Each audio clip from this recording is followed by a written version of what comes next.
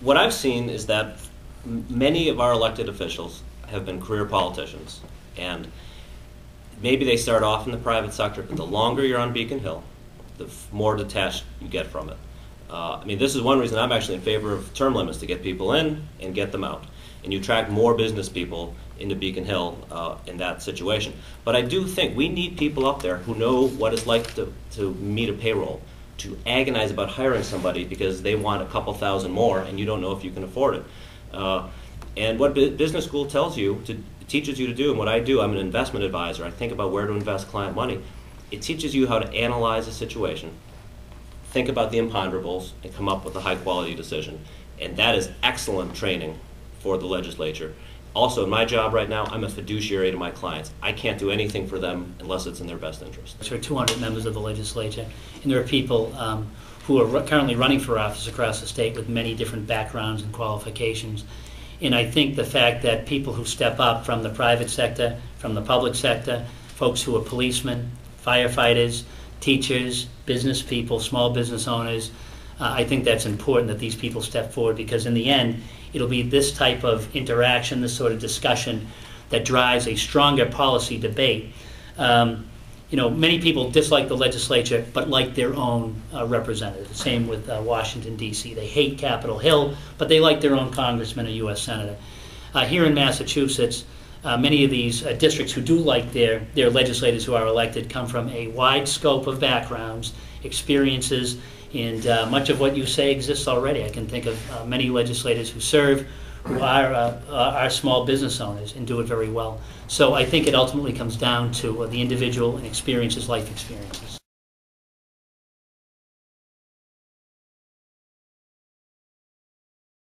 Something I've been fighting for 8 years has been to make sure that Massachusetts has a strong environment. And when I get elected to the House of Representatives, we had a broken system in our state Parks caucus. And one of the best meetings I ever had was with former Governor Mike Dukakis, who the DCR and the state park system thrived under. And since then, many legislators have banded together to make sure that Massachusetts has the strongest and best park system in the state. That being said, not the state, the nation. That being said and done, it's really behooving upon elected officials to make sure that municipalities in their districts are doing everything they can to have a strong environment. There's a new, improved focus on environmental issues that has come about the last 20 years with much more focus on it today. Let me just give you my background. I was a joint major in college between economics, which probably isn't surprising to you, and environmental studies. This is a very bizarre combination. I was at Middlebury College, and today Middlebury is considered to have probably the #1 environmental studies program in the country. So I have my avocation, which is the environment, and my vocation, which is the economic side of things. So I have studied in quite a bit of detail some of these issues about sustainability and also introducing cost-benefit analysis. How do we do something sustainable, and what's the impact on the people? That's what the people are concerned about today, is let's be green, but how does it impact us? We can't do it at any cost. And I'll just mention one other thing. I was at the Dedham Farmers Market about a month ago, and I talked to one of the people on the sustainability committee for a long time, and she and I argued over Cape Wind, because I'm an environmentalist, I want green energy, but I was against Cape Wind because it's a bad deal for the ratepayers and the taxpayers. And she wanted to do it at any cost. And that's where I think you need the discussion. Is it good for the ratepayers, the taxpayers? Is it green? They need to mesh together.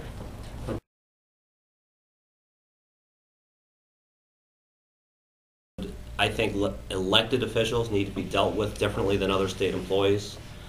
I would actually be arguing to get rid of per diems for elected officials. I would be saying that we should probably be cutting their salary, and I will refuse a pension if I'm elected. When I was elected in 2002, it was a very important issue. When I was sworn in 2003, there's a trigger set in place so that legislators no longer can vote themselves a pay raise. Some legislative bodies can.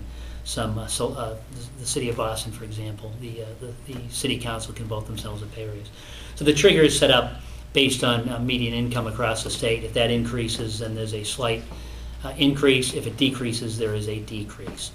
The first decision I had to make when elected in 2002 and sworn in 2003 was whether to take it or not, and I did not take it.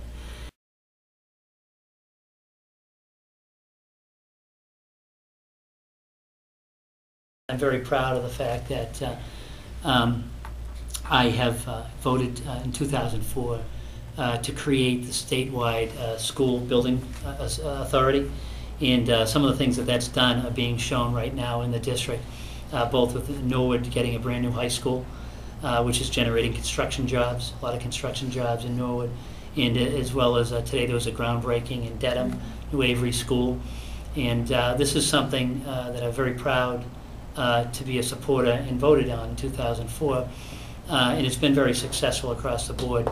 So it's something that I will vote to continue to fund, and as I said, it creates jobs right in the district when a lot of these buildings are so outdated and crumbling, and there's so many different pieces to it as well, but it's something I'm very proud of. We have to fill in the businesses that have left or shut down in the last couple of years. And then we have to be better at attracting new businesses. I'll give you an example. The Volvo dealership, where I had worked for a couple of years back in the mid-'90s, they own land down the street in Norwood, but they're not building a new dealership because the economy is so weak and nobody has any money to buy new cars. So part of it is getting the overall economy up, just to increase the level of economic activity here, and that's what I've talked about, lower taxes. 5% income tax, 5% sales tax, 5% corporate tax to bring large corporations back here. And then it's also about looking at these communities, whether it's a school, whether it's the new freezer company going into Norwood, helping them get the right incentives to do that. The number one problem we've heard, and it may come up later, but I want to mention it, in terms of healthcare has been small businesses, and I was able to vote on legislation that would allow small businesses to bundle, because folks that I know on Center Street in West Roxbury personally, it's killing them, it's hurting their businesses. And if we look historically, we know that some of the best businesses in this country started on main streets. I think that one of the next senator's jobs would be to sit down with Westwood, with the selectmen, with the local residents, and figure out what does the state need to do to get this done. When you look at Westwood, that has to be one of their number one things to get done, because Dedham's tax revenue has really benefited from Legacy Place.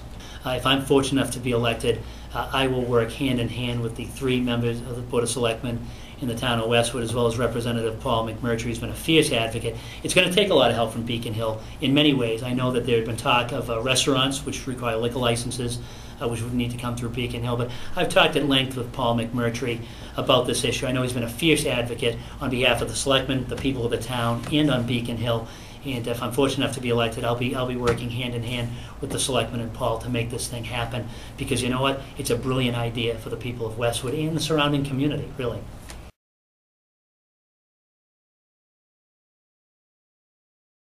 Absolutely, absolutely. And the message, we on Beacon Hill passed Melanie's Law, which many people didn't think went far enough. And I think the message needs to be there. And again, I turn on my TV, I see the state police colonel, one of our top law enforcement people in the state, is hit by a drunk driver. The message needs to be clear. It needs to be clear. Do not drink and drive, because when people do, and you're hearing more and more of it, it doesn't seem to be going down. The stories in the news are atrocious. And I've talked to constituents who have lost loved ones, and it's just heart-wrenching, and I certainly would support that. I think we need stronger sentencing guidelines. We need more ignition locks. We do need to do something because especially with drunk drivers, they tend to be repeat offenders. And it may also be looking at the types of judges we are putting on the bench. Are people allowing these people too many chances? I mean, sometimes you hear the story, they've been arrested 8, 9, 10 times, and they're still out driving and functioning in society. And so something does have to be done. I would be in favor, as I said, of tougher sentencing, ignition locks, and really looking at what the sentencing guidelines are when they're before a judge. On question 1, I do support question 1, and the reason I support it is because right now alcohol is already taxed. There's an excise tax on it, so I see it as a double tax. Secondly, when I've talked to many folks that I know who represent border communities, those people are struggling. So the folks who own package stores in border communities are really struggling with people going to New Hampshire to buy alcohol. So I think it's anti-small business, really, the fact that the alcohol tax was increased. I voted against it in the legislature because I saw it as a double tax and hurtful to small business owners. We may not see the effect here in Greater Boston, but you see it in border communities. It's a fact.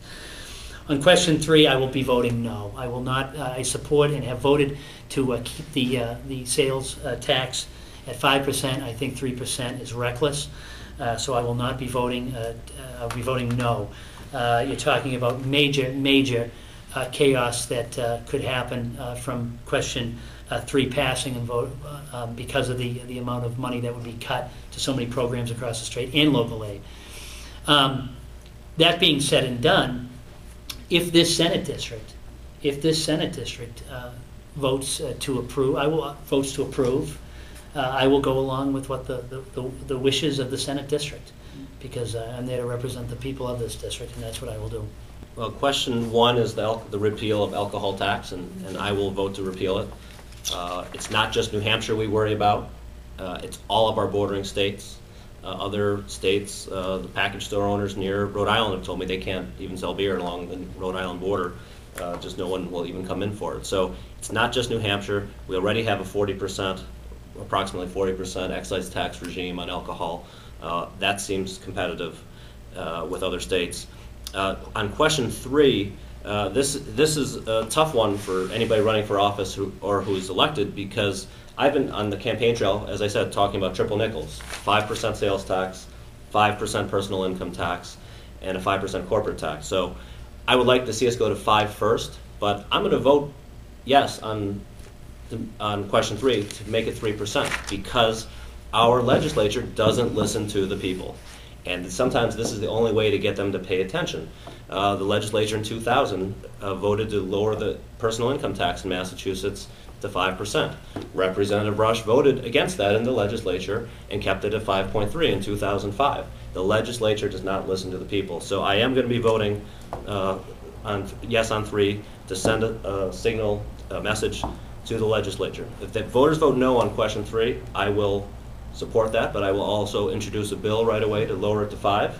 If the voters vote no on 1, I will respect the voters of the district. I have a record. I vote against increasing the sales tax. I think 5% works. And in a bad economy, I think you drive people to stay home and not go out and spend. But I think the ballot question, the 3% goes too far. Mass Taxpayers Association has come out strongly against that question, saying really it's, I believe the term they use is over the cliff, I think, because you're talking about a 30% reduction across the board, local aid, health and human services, education, and where does that makeup fall? When they cut the police and the librarian and the fire, municipalities will be looking to make that revenue up through property taxes. And this is really what the people are talking to me about on the campaign trail at their houses all the time. The cost of living is too high here. So I have taken a no new taxes pledge from the Citizens for Limited Taxation. I asked Representative Rush to do so. I don't believe he has. He's had 8 years to do it. I don't think he's ever done it. But this is one of my signature issues, that we need to bring down the cost of doing business and the cost of living in Massachusetts. I think in many ways pledges can be gimmicky, and I've said that. For me, I have a record of being a fiscally responsible elected official who represents my constituents, first and foremost realizing that people are working harder and getting less. I talk to constituents, people that I've represented, who are working 2 or 3 jobs and just getting by, so they need a policy that has common sense to it. And before I've taken any votes, I've talked to constituents, I've weighed the pros and cons, and I've made a decision, realizing that behind every vote is a human face, and at the same point realizing that I have seniors who live in my district who are struggling between food and medicine. I have parents who have children with disabilities who need to have services for them. So that all goes into my thought process before any vote is taken. But my record stands tall, and I'm very proud of it. I've been a fiscally responsible individual representing my constituents.